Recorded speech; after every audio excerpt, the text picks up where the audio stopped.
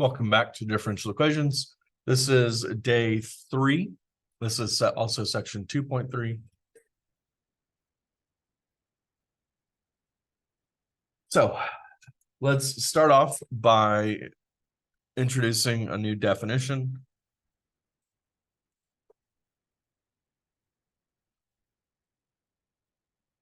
A first order differential equation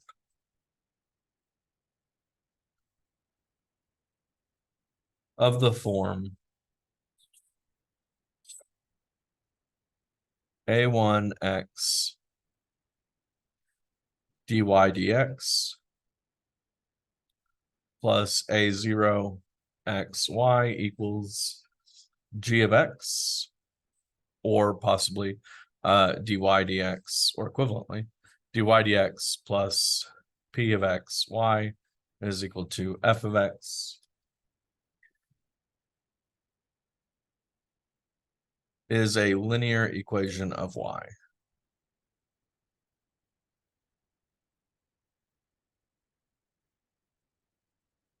We've already been able to classify these differential equations as linear or nonlinear. We would have already been able to classify this also as a first order differential equation. But this specific form, the first order differential equation with these coefficients, is a form we're going to see a lot. This second form is referred to as the standard form. And we can get from this first form to the second form just by dividing everything by a1 of x, provided, of course, that a1 of x itself is not 0. Remember, we can do that. We can divide everything by a1 of x, as long as we make a note off to the side saying that we have to make sure that's never allowing division by 0. So truly, the only real definition we're adding today is the specific case if g of x is equal to 0. Now, if g of x is equal to 0 in this first equation, then in standard form, that means f is equal to 0.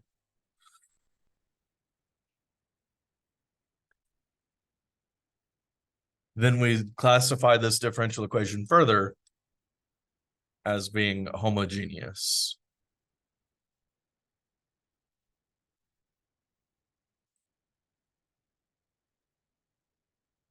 And a failure to be homogeneous is to be inhomogeneous.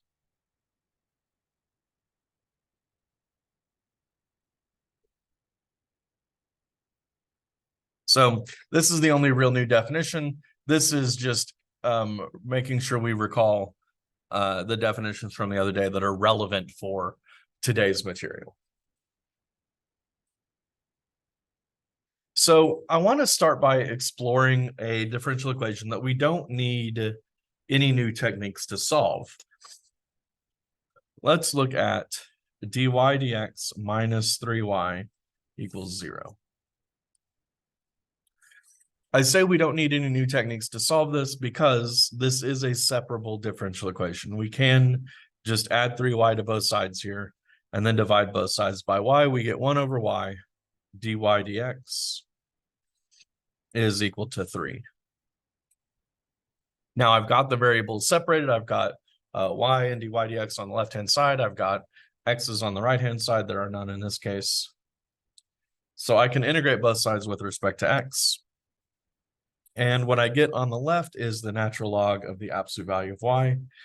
It is equal to 3x plus our constant of integration. And so we get y is equal to some constant times e to the 3x. Now let's be clear about a couple things here. This only works, dividing both sides by y, only works provided that y itself is not 0. So when I divided both sides by y here, we truly had to split into two alternate universes. In one universe, y was not 0, and we can safely go to this line. In the other universe, y is 0. Now, if I plug in y is 0 here, I get the derivative of 0 is 0, minus 3 times 0. That's 0 on the left is equal to 0 on the right. It is a true statement, and that's encompassed in this solution. If I just choose that constant to be 0, we get y equals 0. So our world split in the middle and then came back to be to give us equivalent forms of the solution. This constant of integration, it popped out because, well, I'm undoing a derivative with respect to x, and so I need to add on anything which might have been taken to 0 by taking this derivative, right? I can go from this line back up simply by taking the derivative with respect to x, and the derivative of this constant is 0 with respect to x. That's going to be very important in a little bit, that we remember that this gave us 0 when I took the derivative.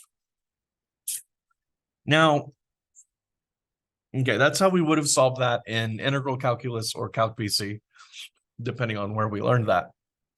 But now, say with all of your knowledge, you didn't remember that this was separable, and you're just kind of throwing stuff at it to see what sticks. I look at this and I see I've got two terms here. I remember, I'm going to go off on a, pardon the word usage here. I'm going to go off on a tangent for a minute.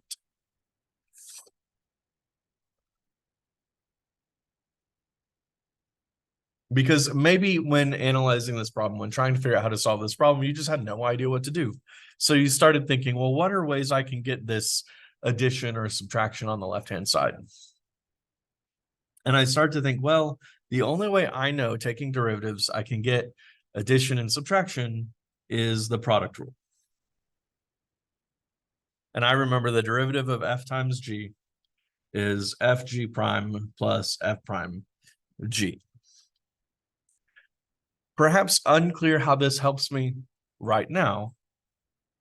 So let's say this is f of x times y that I'm taking the derivative of.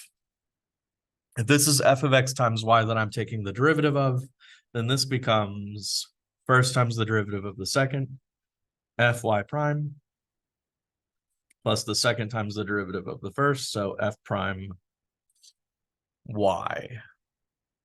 And I notice a similarity here, right? I've got a y dot, and I've got a y times something and a y times something. So just sort of continuing to play around with this, let's look at an e to the 3x, because I know the derivative is going to give me a 3 that pops out. So if I do e to the 3x here, the derivative is first times the derivative of the second plus the second times the derivative of the first. And that's interesting. That's very similar to the left-hand side here. Now I've got a plus where I need a minus, so maybe we play with this just a tiny bit more, see what happens when we throw in a minus. So this is e to the negative 3x times y prime plus negative 3e to the negative 3x times y, and I can factor in e to the negative 3x out of both of those and get the derivative of y minus 3 times y. That is exactly the left-hand side here, just times e to the negative 3x. So again, I'm pretending that I don't know this, and I'm just playing around with this to see what I know about it. And I see here, if I multiply this by e to the negative 3x, it's a known derivative. So let's see what happens when I invoke this. We started with dy dx minus 3y equals 0. And I want to multiply by e to the negative 3x so that it's a known derivative. If I multiply everything here by e to the negative 3x and swap the form of how I'm writing the derivative. Now 0 times e to the negative 3x is just 0. Nothing changes there. But the left-hand side, remember the whole point here was this now is the derivative of this. So I can rewrite this as the derivative with respect to x of e to the negative 3x times y. is equal to 0. And I'm going to pause and let that percolate for just a second.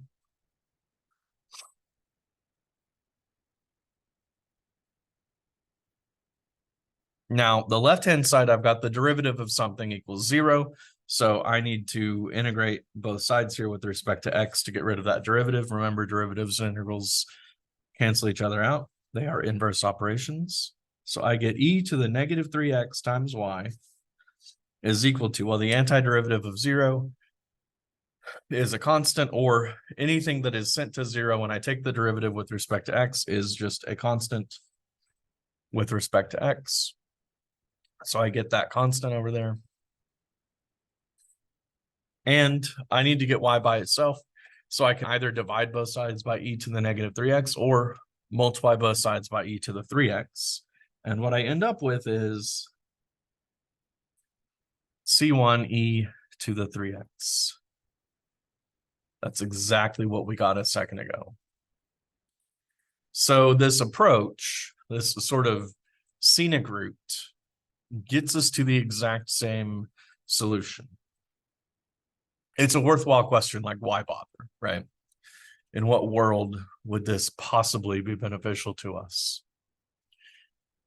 Well, I don't know. It's probably not helpful at all. Let's do a couple more examples and see what happens.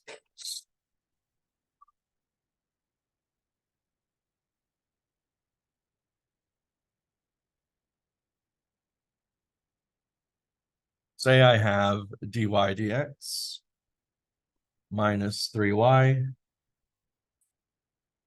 equals 6. This is another separable differential equation. We don't need any new techniques to solve this. Though I encourage you to pause this video and go ahead and solve this using separation, because that's not what we're going to do here. We are going to invoke this same approach from earlier to solve this differential equation. Okay, let's multiply everything by exactly the right function or expression. Remember earlier, the exact correct expression to multiply by was e to the negative 3x. So I'm going to multiply everything by e to the negative 3x here. I get e to the negative 3x dy dx minus 3e to the negative 3x is equal to. Now, on the last example, we just had a 0 on the right-hand side. So when I multiplied by e to the negative 3x, that was still 0. In this case, that's not going to remain 6. It's going to become 6e to the negative 3x. And the whole reason we did that is the left-hand side now becomes e to the negative 3x times y. And that's equal to 6e to the negative 3x. We can double check. Take the derivative of the left-hand side. We get e to the negative 3x times the derivative of y plus y times the derivative of e to the negative 3x.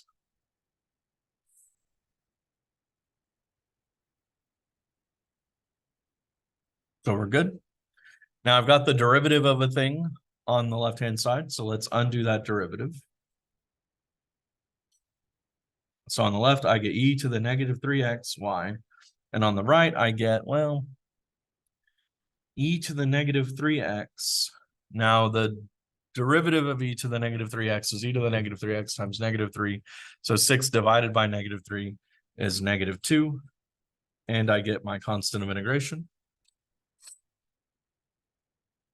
Anything that was sent to 0 by taking the derivative with respect to x.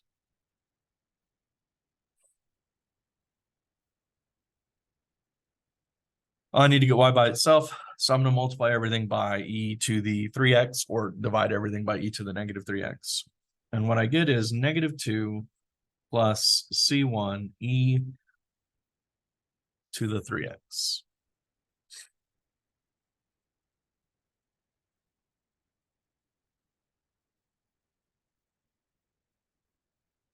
And if you paused the video a minute ago and solved this using separation, this should be what you got. Still unclear how this is beneficial to us, right? We're just solving equations that we already know how to solve because what we started with was a separable differential equation, a convenient differential equation. So let's look at one that is less convenient.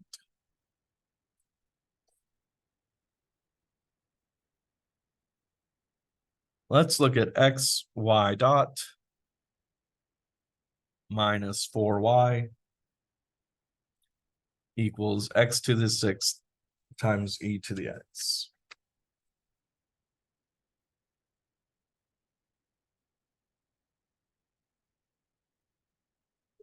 Now, take a second, pause the video, see if you can solve this using separation.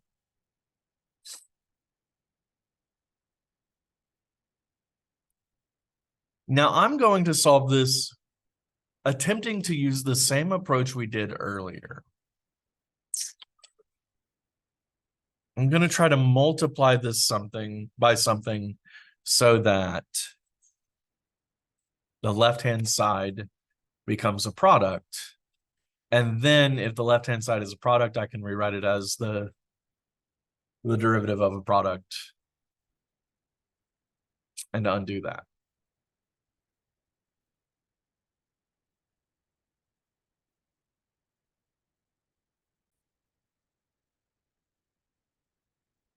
Now, again, my objective here is to multiply by something that makes the left-hand side a product rule. So I'm going to multiply this by something. And the thing I'm going to multiply this by is obviously 1 over, let's get this in standard form first. So we get y dot minus 4 over x, y is equal to x to the 5th, e to the x. And now the thing I'm going to multiply this by is obviously 1 over x to the 4th.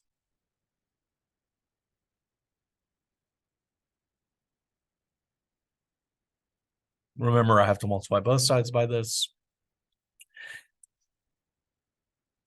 And so the left-hand side is, in fact, just a product rule applied to 1 over x to the 4th times y. And the right-hand side is x e to the x. Double checking, this is first times the derivative of the second plus the second times the derivative of the first. This is x to the negative 4. The derivative of x to the negative 4 is negative 4x to the negative 5. So it works. Now we take the integral of both sides with respect to x, and we get 1 over x to the 4th y is equal to, using integration by parts on the right-hand side, gives us x minus 1 e to the x plus our constant of integration. And now I multiply both sides by x to the 4th, and we get x to the 5th e to the x minus x to the 4th e to the x plus cx to the 4th. And that's our solution. Now, if it feels perhaps disingenuous of me to just suddenly know that the expression I needed to multiply this by was 1 over x to the 4th, that's because it is disingenuous, right? There's a rule that I was using to find this function. Here we multiplied by e to the negative 3x. And it was hopefully easy to see the connection between the negative 3 and the negative 3 here.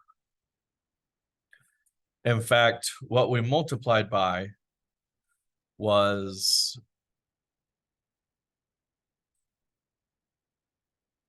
e to the integral of that coefficient, negative 3 dx, which is e to the negative 3x. That's called the integrating factor.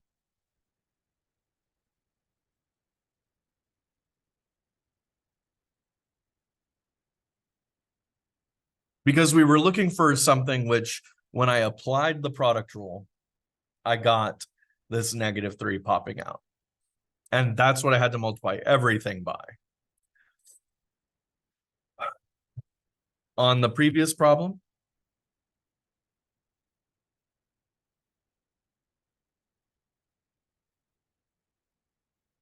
once again, we multiplied by e to the negative 3x, and that's because we were multiplying by the integrating factor. This example is the first example where it wasn't e to the negative 3x because I changed the left-hand side. But again, when I write this in standard form, that's the part I'm worried about. So I need to find the integrating factor, which is e to the antiderivative of that coefficient,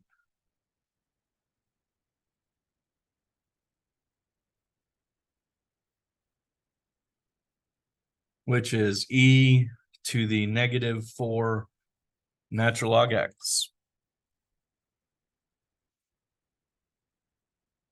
which is e to the natural log of x to the negative 4,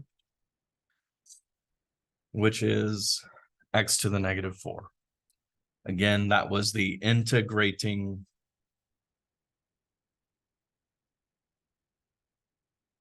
factor.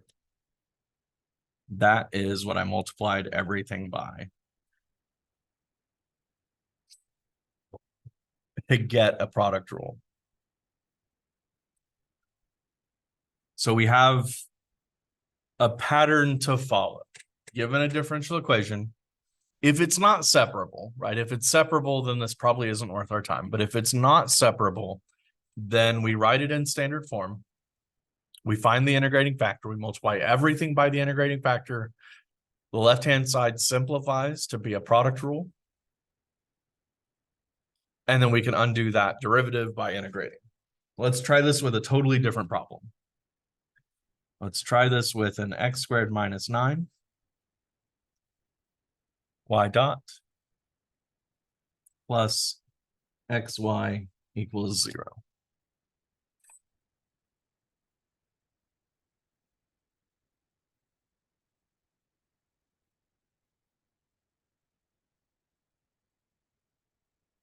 Your first thought here might be, maybe it's separable, and in fact, maybe it is. So if you think it's separable, go ahead and pause the video, see if you can solve this using separation.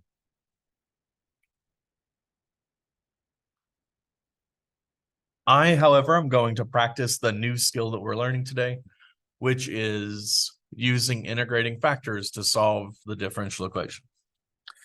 First thing I need to do is write this in standard form.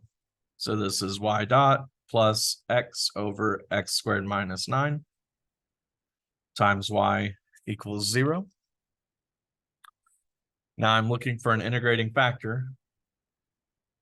We'll call it mu. And I will let mu be e to the integral of x over x squared minus 9 dx. The astute observer will notice that that integral is a u sub if I allow a 2 in here. If I let u now be equal to x squared minus 9, this is e to the 1/2 natural log of x squared minus 9.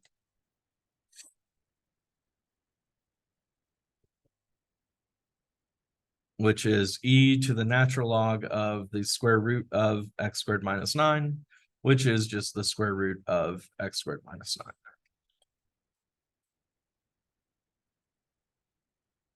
So I need to multiply everything by the square root of x squared minus 9. So I get the square root of x squared minus 9 y dot plus x over x squared minus 9 square root of x squared minus 9 y is equal to 0. And our supposition is then left-hand side is equivalent to the derivative of the square root of x squared minus 9 times y, and that should be equal to 0. Let's double check this. This seems like this feels perhaps like we've gone off the rails. So first times the derivative of the second, that checks out. Second times the derivative of the first. The derivative of the square root of x squared minus 9. That's x squared minus 9 raised to the 1/2 power. The derivative of that is 1/2 x squared minus 9 to the negative 1/2 power times 2x. The 2 and the 2 go away. Oh, this simplifies, right? Because this is x squared minus 9 to the first power. This is x squared minus 9 to the 1/2 power. We can cancel those out. And we do indeed get something which is equivalent to this. So now integrate both sides. If you don't believe me, of course, just pause the video, work it out. Right? This is algebra at this point. So I get the square root of x squared minus 9 y is equal to a constant. Solving this for y, I get y is equal to c over the square root of x squared minus 9. And that solves this differential equation. So we see, again, this might have been separable, but we see that we get a solution even if the integrating factor itself is kind of ugly. So let's step back out of the deep end for a minute. Let's do a less sort of mentally taxing problem where we're just trying our skills at using integrating factor.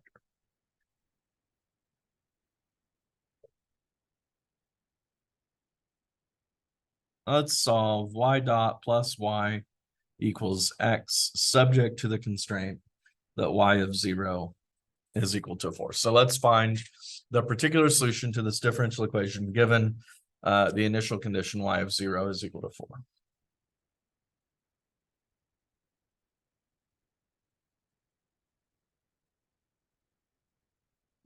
This may or may not be separable. We don't care. That's not what our focus is here. We are using the integrating factor. This is in standard form already. So we need only find the integrating factor. So let's find it. This will be e to the integral of, our coefficient here is 1. So e to the integral of 1 dx, which is e to the x. So I get e to the x y dot plus e to the x y is equal to x e to the x. Left-hand side is just a product rule applied to e to the xy.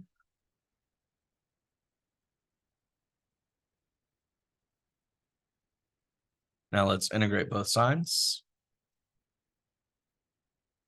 So we get e to the xy is equal to x minus 1 e to the x plus our constant of integration. Now dividing everything by e to the x, we get x minus 1 plus c e to the negative x. Now, we found this is the family of solutions. This is the general solution. This is the one parameter family of solutions to this differential equation because there's one parameter. We have enough information to get rid of that parameter. So let's apply this initial condition. Given that when I plug in 0, I better get 4 out of this. 4 is equal to 0 minus 1 plus c e to the 0.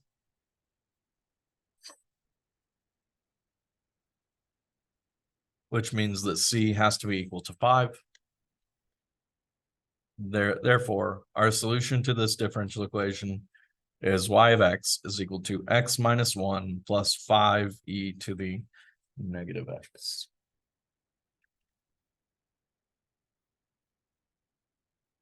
All right. If I were to graph this function,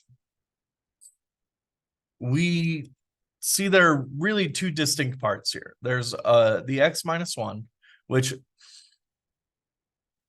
if I take the limit as x goes to infinity or the limit as x goes to negative, nope. If I take the limit as x goes to infinity, this x minus 1 behavior is going to dominate. It's going to look linear. The impact of e to the negative x gets very, very lessened as x gets larger. So this e to the negative x part has a special term. Because its effect dissipates through time, we call this term transient. So I'm going to leave you with this definition. A term where you have a constant times an exponential decay is said to be transient